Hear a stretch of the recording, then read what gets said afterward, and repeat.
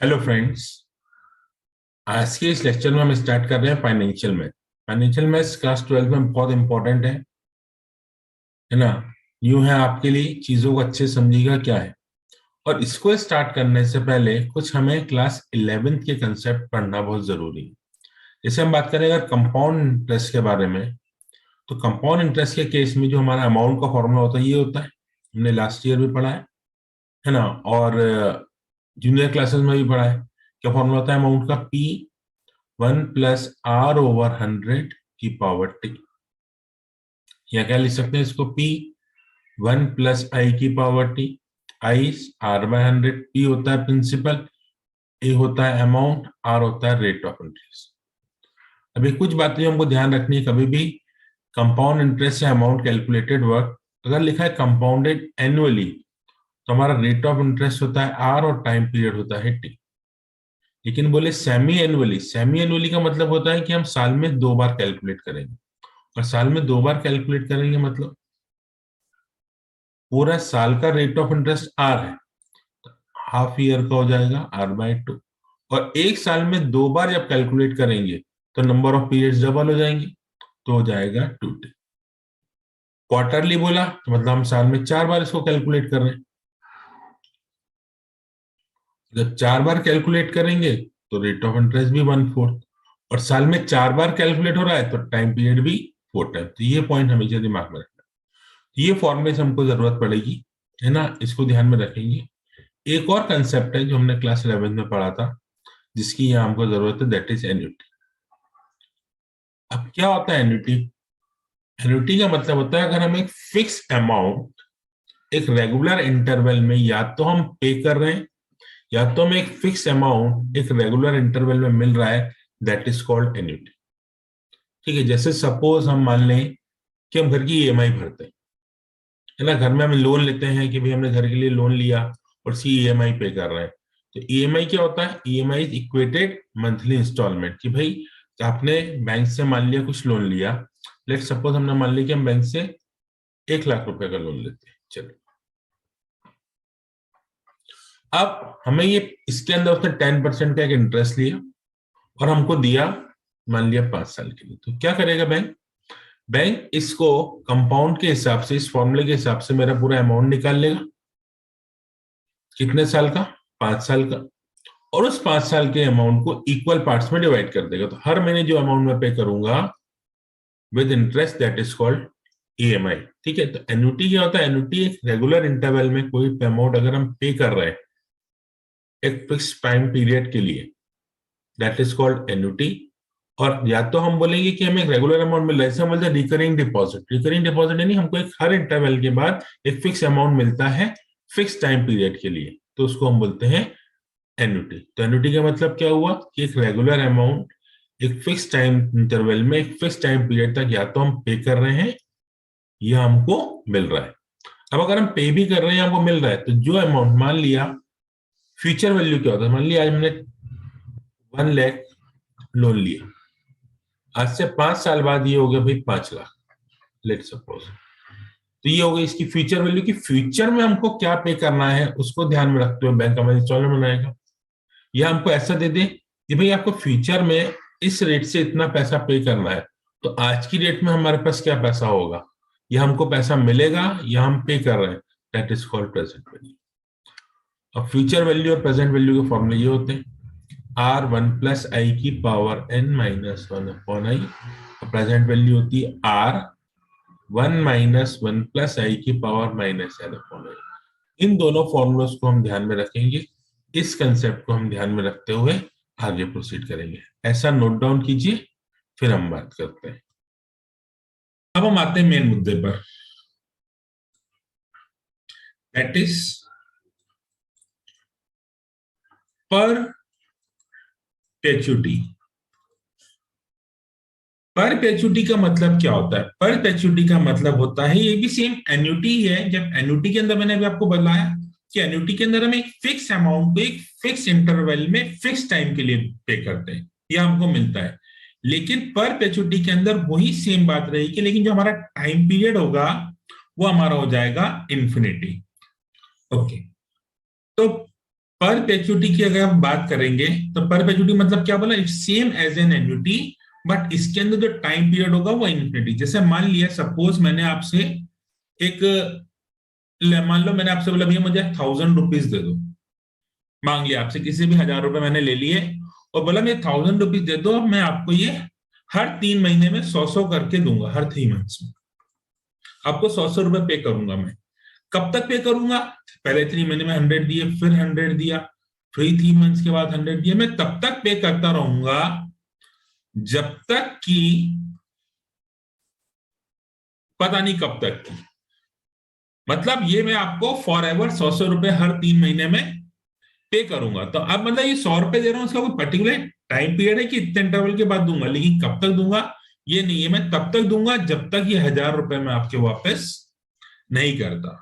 हाँ ये बात अलग है कि भैया कहीं में बीच में निपट लिया, टपक गया तो गए, फिर तो ना तुम्हें मिल रहा है यार, है ना, समझ रहे बात है? तो तब तक तो देना ही पड़ेगा, मेरे मरने तक तो मेरे को आपको ये पैसा देना ही पड़ेगा हमेशा।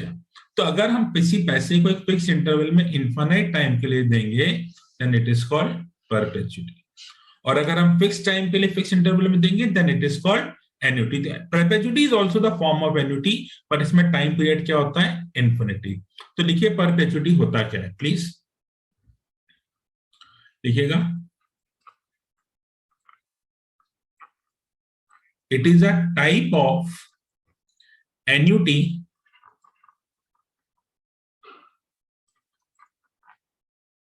in which the periodic paying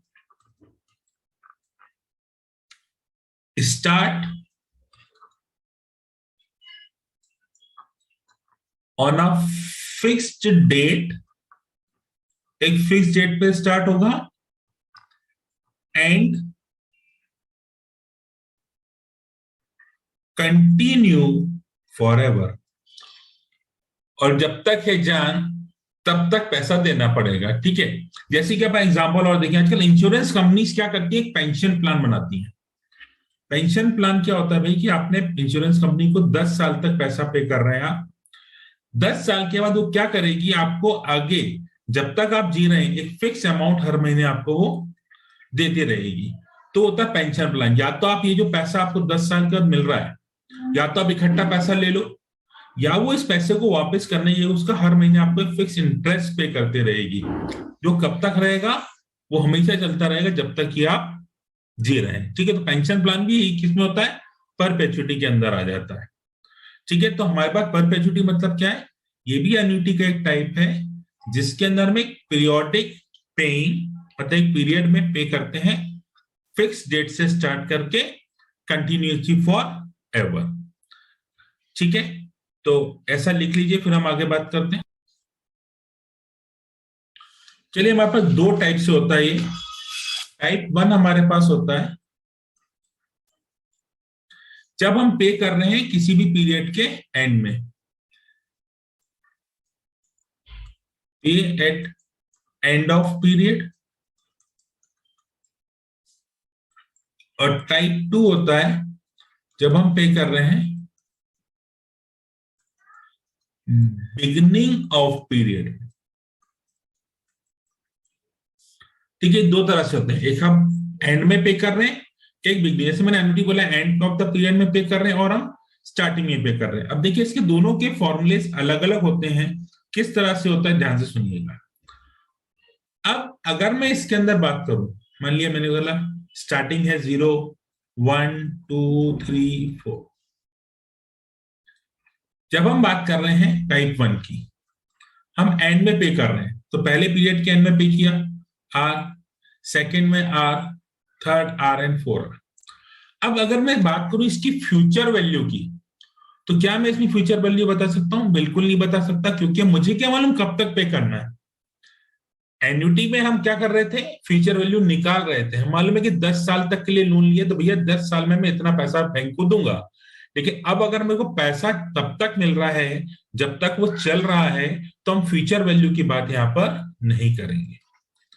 perpetuity में हम फ्यूचर वैल्यू की बात नहीं करते, परपेचुटी में हम बात करेंगे सिर्फ प्रेजेंट वैल्यू की। तो क्या होगा प्रेजेंट वैल्यू, जैसे समझिए इस आर की प्रेजेंट वैल्यू मतलब आज इसकी क्या वैल्यू है इस अमाउंट की, वो हो गया मान लिया P1। इस आर की मुझे प्रेजेंट वैल्यू निकालनी है, तो मतलब 2 पीरियड के बाद में ये पे कर रहा हूं, तो 2 पीरियड पहले क्या इसका अमाउंट था, वो मान लिया P2। ये तीसरे पीरियड हमारे पास एक एक्चुअली में थर्ड पीरियड के एंड में पे कर रहे हैं आर, तो इस आर की 3 पीरियड पहले क्या वैल्यू होगी, वो हो गई P3 एंड सो ऑन। तो टोटल प्रेजेंट वैल्यू कैसे निकालते हैं, वो इन सब का सम होता है P1 plus P2 plus P3 and so on. और अब ये कहां तक जाएगा बेटा, ये जाएगा अप टू इंफिनिटी। अब P1 क्या होता है, हमने फॉर्मूला अभी देखा, वहीं से हम लिख लेते हैं। P1 हो जाता है R1 प्लस आई की पावर -1, P2 हो जाएगा R1 प्लस आई की पावर -2, P3 हो जाएगा R1 प्लस आई की पावर -3 एंड सो। कहां तक जा रहा है ये, इंफिनिटी तक। तो इसको ऐसा भी तो लिख सकता हूं R/1 plus iota, we will not say it as an iota, ये I तो हमारे पास क्या लिखा है, I is R/100, R1/1 plus I cube up to infinity. मैं पूरा का पूरा आपको फॉर्मूला ड्राइव करके दे रहा हूं परपेचुइटी का, प्रेजेंट वैल्यू का, जब हमारे पास एंड में है। तो अब देखो ये मेरे पास काय की सीरीज बन रही, जीपी की, ध्यान देंगे अच्छे से कि जीपी बन रहा है नहीं बन रहा है ना। अब जीपी के अंदर सम अप टू इंफिनिटी का अगर आपने फॉर्मूला पढ़ा हो तो होता है A/1 माइनस आर। तो प्रेजेंट वैल्यू बोलूं तो A यानी कि फर्स्ट टर्म, ये रही मेरे पास first term, that is R/1 plus I. 1 minus common ratio निकालू तो क्या करूंगा, इसको इससे डिवाइड करूंगा और कॉमन रेशियो आ जाएगा 1/1 प्लस आई। तो अब R/1 प्लस आई, एलसीएम लेके सॉल्व करेंगे तो I/1 प्लस आई, 1 प्लस आई से 1 प्लस आई कैंसिल, तो हमारे पास आंसर हो गया R/I। ये मेरे पास प्रेजेंट वैल्यू का फॉर्मूला हुआ जब हम बात कर रहे हैं टाइप 1 की। टाइप 1 जब हम पेमेंट कर रहे हैं at the end of the period, तो जब हम पीरियड के एंड में पे करेंगे तो प्रेजेंट वैल्यू पूछेगा तो फॉर्मूला होगा R/I। ठीक है, इस R मतलब कि जो फिक्स्ड वैल्यू हम यहाँ पर पे कर रहे हैं उसको हम बोलेंगे R। ठीक है, ऐसा लिखिए तो मैं आगे बात करूं। चलिए फ्रेंड्स, अब हम सेकंड टाइप की बात करेंगे। टाइप 2 मतलब मैंने क्या बोला था, जब हम पे कर रहे हैं एट द स्टार्टिंग या बिगनिंग में, तो मैंने बोला 1 2 3 4, हर पीरियड मैंने फर्स्ट पीरियड के स्टार्टिंग में आर पे किया था, फिर आर फिर आर फिर आर, ये इक्वल अमाउंट है जो हम पे कर रहे हैं। और कहां तक जाएगा ये परपेचुइटी, तो इन्फिनिटी तक। तो इस आर की जो प्रेजेंट वैल्यू है वो वही होगी जो ये आर है। तो P1 मेरे पास क्या होगा, आर, क्योंकि आज की बात कर रहा हूं तो आज तो यही पे कर रहा हूं। फिर ये मान लिया मैंने P1, इस आर की प्रेजेंट वैल्यू P2, इस आर की प्रेजेंट वैल्यू P3, तो टोटल प्रेजेंट वैल्यू हो जाएगा R plus P1 plus P2 plus P3 up to infinity. तो भैया ये P1 plus P2 plus P3 up to infinity मैंने अभी फाइंड किया है यहाँ पर। P1 plus P2 plus P2 up to infinity कितना है, R/I। तो मेरा फॉर्मूला क्या हो जाएगा, R प्लस, इसी लिख दूंगा मैं R/I। तो ये मेरे पास प्रेजेंट वैल्यू का फॉर्मूला होगा जब हम बात करेंगे स्टार्टिंग में। तो हमने यहाँ पे 2 फॉर्मूले पढ़े परपेचुइटी के, कि भाई जब हम टाइप 1 पढ़ा था और हमने टाइप 2 पढ़ा। टाइप 1 जब हम एंड ऑफ द पीरियड में पे कर रहे हैं, और टाइप 2 जब हम बिगनिंग ऑफ द पीरियड में पे कर रहे हैं। तो यहां पर हमने वैल्यू बोली थी R/I, और यहां पर हमारे पास फॉर्मूला है R प्लस R/I। R क्या है, वो जो फिक्स वैल्यू हम पे कर रहे हैं हर पीरियड में, और I क्या होता है, R/100। ठीक है, तो ये 2 फॉर्मूलेज हैं इन दोनों फॉर्मूलोज की हेल्प से हम ML अग्रवाल की फर्स्ट एक्सरसाइज को ट्राई करेंगे। ऐसा लिखिए फटाफट। तुम्हारा पहला एग्जांपल दिया है, if the present value of a sequence of payment of ₹1000 made at the end of every 6 months, continuing forever, if the money is worth 8% per annum, compounded semi-annually। तो बहुत सी चीजें इसके अंदर हमको दी हुई हैं और हमें उसको फाइंड करना है। सबसे पहले हमको क्या बोला है, क्या सीक्वेंस ऑफ पेमेंट कर रहे हैं, 1000 का, तो समझेंगे तो R मेरे पास हो गया 1000। ठीक है सर। अब बोला हर 6 महीने में पे कर रहे हैं, ये जो रेट ऑफ इंटरेस्ट 8% है ये पर एनम है और हम कंपाउंड कर रहे हैं सेमी एनुअली। तो हाफ एली, सेमी एनुअली का मतलब होता है हाफ एली, तो आधे टाइम के लिए जो रेट ऑफ इंटरेस्ट है वो हो जाएगा 4%। साल भर का 8% तो आधे का 4%, और आई हमारे पास होता है R/100, तो 4 को 100 से डिवाइड करेंगे तो आई का अमाउंट टू बी 0.04। और जब हम पे कर रहे हैं एंड में, पीरियड के क्वेश्चन में हमको क्या दिया हुआ है, at the end of the period, तो हमारे पास फॉर्मूला क्या होता है प्रेजेंट वैल्यू का, R/I। ठीक है, अब ये देखिए हम इसको, तो 1000 is divided by 0.04, तो it comes to be 25,000। ठीक है, तो सबसे इंपॉर्टेंट बात इसके अंदर क्या हमको दिमाग में रखनी है, मैं आपको बताता हूं। सबसे इंपॉर्टेंट बात हमको इस परसेंट को दिमाग में रखना है, ये ध्यान में रखना है कि कैलकुलेट कैसे कर रहे हैं, एनुअली कर रहे हैं कि हाफ ईयरली कर रहे हैं कि क्वार्टरली कर रहे हैं। अगर एनुअली बोलता तो मैं रेट ऑफ इंटरेस्ट को 8% ही रहने देता, सेमी बोला इसलिए मैंने उसको आधा किया, अगर क्वार्टरली बोलता तो मैं इसको 4 से डिवाइड करता। एक ये पॉइंट दिमाग में रखना है क्वेश्चन के करते वक्त, और ये दिमाग में रखना है कि हमें एंड में करना है कि बिगनिंग में करना है। तो ये हमारा फर्स्ट एग्जांपल है, इसको नोट डाउन कीजिए। चलिए सेकंड एग्जांपल हम देखते हैं। सेकंड एग्जांपल हमारे पास है, what sum of money is needed to invest now, मतलब हम फिर वही पी की बात कर रहे हैं, so as to get 5,000 at the beginning of every month forever if the money worth 6% per annum compounded monthly। तीन बातों में आपको ध्यान रखना, रेट ऑफ इंटरेस्ट क्या दिया है, कंपाउंड कैसा करना है, और बिगनिंग है कि एंड है। तो मेरे पास जो हर बार का जो अमाउंट है वो है 5,000, तो आर मेरे पास 5,000, स्मॉल आर निकालूंगा रेट ऑफ इंटरेस्ट, तो 6% तो है लेकिन मंथली बोला है और इस साल का दिया है, तो मंथली के लिए उसको 12 से डिवाइड करूंगा तो 0.5। आई का फॉर्मूला क्या होता है, आई हमारे पास होता है R/100, तो 0.5 को हम डिवाइड कर देंगे 100 से, तो आई विल गेट 0.05। आई मिल गया, आर मिल गया, और बोला है फ्रेंड्स कि बिगनिंग में करना है, तो बिगनिंग में हमने प्रेजेंट वैल्यू को फॉर्म लिखा था R + R/I, that means 5,000 + 5,000 upon 0.005। तो डेसिमल हटाएंगे, ऊपर 3 0 लगाएंगे और 5 से कैंसिल कर देंगे, तो हमारा आंसर हो जाएगा 100,500। ये हमारा एग्जांपल 2 का सॉल्यूशन। ध्यान से इसको देखें और लिख लें प्लीज। ध्यान रखिएगा इसके अंदर मैंने क्या बोला, हमें देखना है कि कैसे पूछा है, मंथली है, हाफ ईयरली है, क्वार्टरली, उसके हिसाब से हम रेट ऑफ इंटरेस्ट को चेंज करेंगे। नोट कर लीजिए इसको। कंटिन्यू। चलिए एग्जाम्पल थर्ड देखते हैं कि एग्जाम्पल थर्ड क्या है। थोड़ा सा ऊपर करके इसको अब देखिए,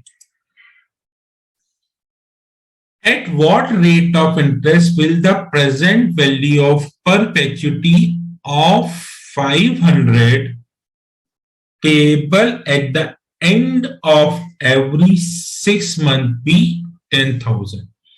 तो अब हमारे पास प्रेजेंट वैल्यू भी दे दी है, तो फिक्स पैसा करना है वो भी दे दिया है, हमसे रेट ऑफ इंटरेस्ट पूछा है। लेकिन एक बात दिमाग में रखिएगा, हर 6 मंथ के एंड में, 6 मंथ मतलब हाफ ईयरली, तो अब ध्यान से समझिए, मैंने लिखवाया था आई का फॉर्मूला होता है R/100, स्मॉल r/100, और जो स्मॉल r क्या होता है, rate of interest per annum का। लेकिन जैसे ही बोला हाफ ईयरली, तो मैं इस रेट ऑफ इंटरेस्ट को कर दूंगा आधा, ये हो जाएगा R/200, क्योंकि R/2 हो गया। अब मेरे पास P का फॉर्मूला क्या होता है भाई, R/I, तो P मेरे पास, तो P into I equals R, ऐसा भी बोल सकता हूँ क्रॉस मल्टीप्लाई करके। सो 10,000 इंटू R/200 इक्वल्स 500। तो भाई 2 जीरो से 2 जीरो चले गए। फिर मेरे पास यहां से मैंने इसको कैंसिल करना है, तो कितना जाएगा, यहां से 2 से 1 चला गया 50 टाइम्स, 50 से 500 चला गया 10 टाइम्स। तो मेरा रेट ऑफ इंटरेस्ट आ गया 10% पर एनम। ऐसा नोट डाउन कीजिए। कंटिन्यू करते हैं एक्सरसाइज से। Please try question number 1। Question 1 try करिए, फिर मैं इसको डिस्कस करता हूं आपके साथ। चलिए एक्सरसाइज 12.1 का फर्स्ट क्वेश्चन बहुत इजी है हमारे लिए, सब कुछ सीखा है हमने। Present value of perpetuity of 900 payable at the end of each year. तो आर मेरे पास हो गया 900। If a money worth 5% per annum, तो स्मॉल आर मेरे पास हो गया 5, इसमें कुछ नहीं दिया, हाफ ईयरली क्वार्टरली, तो हमारे पास आर हो गया 5। तो आई मेरे पास होता है R/100, दैट मीन्स 5 को हम डिवाइड करेंगे 100 से, आई का अमाउंट टू बी 0.05। अब मेरे पास पी का फॉर्मूला होता है R/I, मतलब मैं 900 को डिवाइड कर दूंगा 0.05 से, पॉइंट हटा के 2 जीरो ऊपर लगा देंगे, तो 900 के आगे 2 जीरो लग गया और यहाँ आ गया 5। इसको कैंसिल करेंगे 18 टाइम्स, तो आंसर अमाउंट्स टू बी 18,000। तो ये मेरा आंसर हो गया फर्स्ट क्वेश्चन का, है ना। इसे ध्यान से देख लीजिए। चलिए सेकंड क्वेश्चन देखते हैं हमारे पास। Find the present value of perpetuity of 500 payable, that means R मेरे पास हो गया 500 at the end of each quarter। Quarter word बहुत इंपॉर्टेंट है यहाँ पर एनम, यानी हमें पूरे साल का इंटरेस्ट दिया है और हम क्वार्टर के बाद देख रहे हैं, तो मेरे पास R जो है वो हो जाएगा 8/4 यानी कि 2%।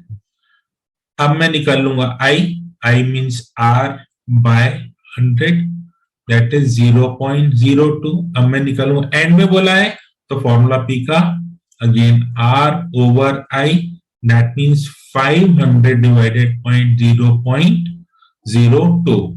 सॉल्व कर लेंगे, you get an answer as a 25,000। यानी पूरा खेल सिर्फ दो बातों का है, यहां क्या दिया है और यहां क्या दिया है। इन दोनों पॉइंट्स पे ध्यान रखकर हम क्वेश्चन सॉल्व कर सकते हैं। चलिए थर्ड क्वेश्चन देखते हैं। Find the present value of perpetuity of 300 payable at the beginning 6 month per annum.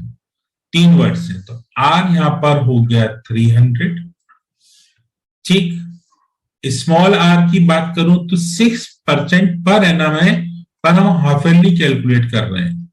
ये मेरे पास हो गया 3%, तो आई हो गया मेरे पास 3/100, दैट मीन 0.03। अब यहां पर बोला एट द बिगनिंग, पहले दोनों क्वेश्चन में एंड था, यहाँ बिगनिंग हो गया, तो बिगनिंग के केस में मैंने प्रेजेंट वैल्यू आपको लिख पाया R plus R/I means 300 plus 300 divided by 0.03। ये हमारे पास हो जाएगा 300, ये ऊपर जाएंगे 2 zero, that means it's come out to be 10,000। So the answer come out to be 10300. ये हो गई हमारी प्रेजेंट वैल्यू। दोनों तीनों बातों को दिमाग में रखना है। एंड है 6 मंथ है, मींस हाफ ईयरली, और rate of interest per annum है। चलिए ऐसा लिख लीजिए। तो नेक्स्ट क्वेश्चन डिस्कस करें। चलिए क्वेश्चन नंबर 4 देखते हैं।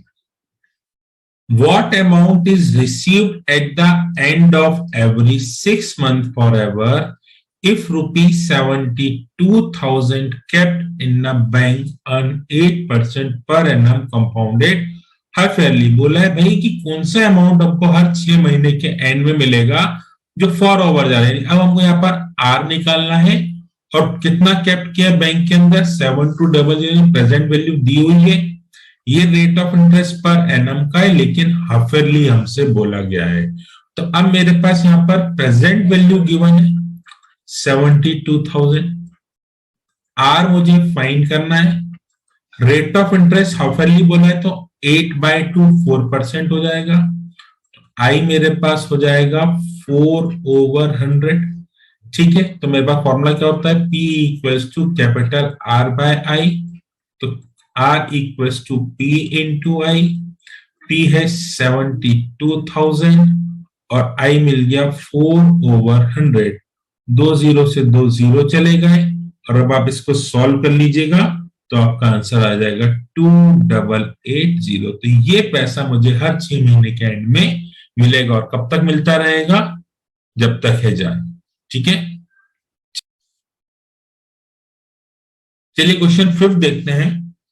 At what rate of interest the present value of perpetuity rupees 300 payable at the end of each quarter be 24,000?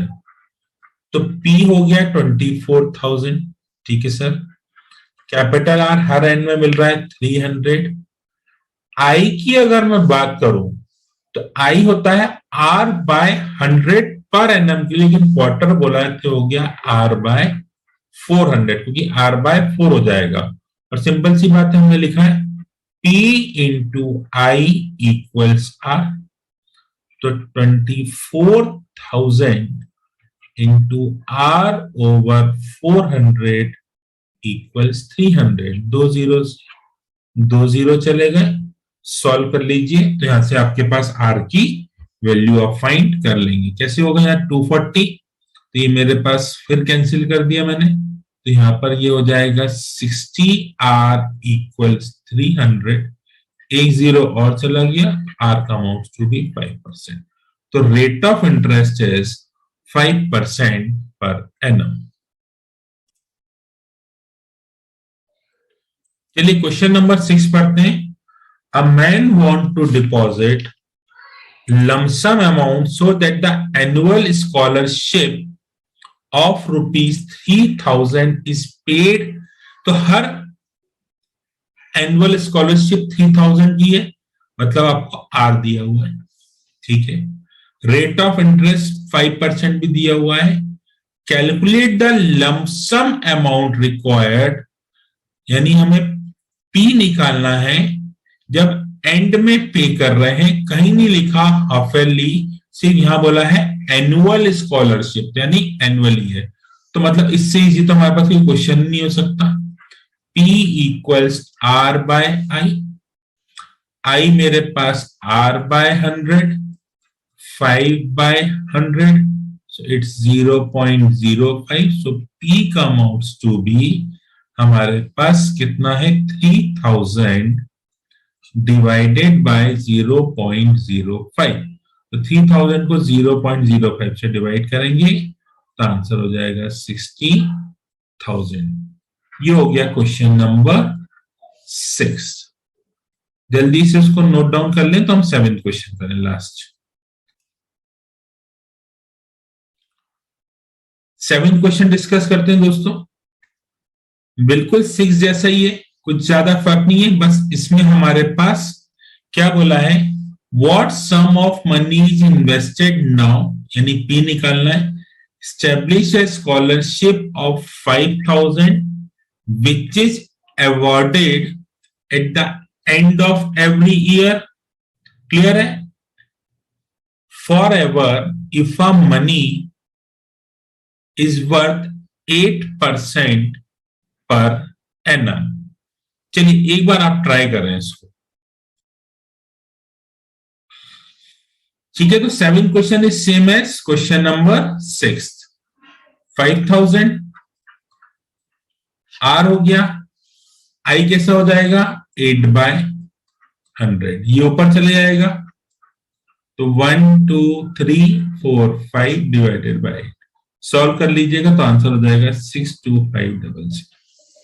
ठीक है, तो ये हमने पहली एक्सरसाइज पढ़ी इसके अंदर परपेचुइटी 12.1। ठीक है, नेक्स्ट क्लास में, नेक्स्ट लेक्चर में हम इसको आगे कंटिन्यू करेंगे सिंकिंग फंड से।